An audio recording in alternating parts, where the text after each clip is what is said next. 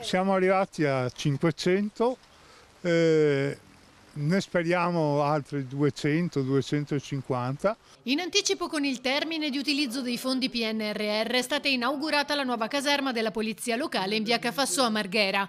L'occasione per evidenziare gli obiettivi raggiunti negli anni, dalla Smart Control Room al tronchetto ai cani antidroga fino alla dotazione del taser. Noi siamo stati i primi a scrivere le regole sull'uso dei taser e i nostri istruttori sono andati a fare gli istruttori di polizia e carabinieri, per cui non siamo preparati, pronti, con esperienza. Il fatto di avere il taser non sarà fatto usare se non una volta che uno in tribunale è andato sbloccato quando l'hanno espulso. Un corpo sempre più multietnico, quello della Polizia Locale veneziana. È una delle indicazioni di una città integrata, perché dove ci sono poliziotti integrati danno la dimostrazione di una città che funziona, e anche questo è un segnale.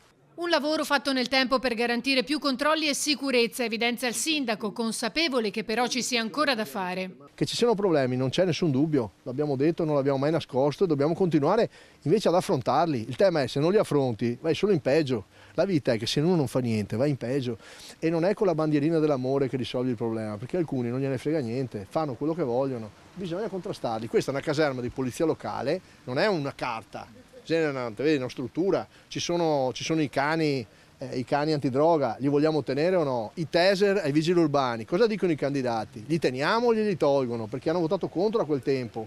E aggiunge: Le scuole hanno senza i certificati di protezione incendi, li ho fatti io, fatti.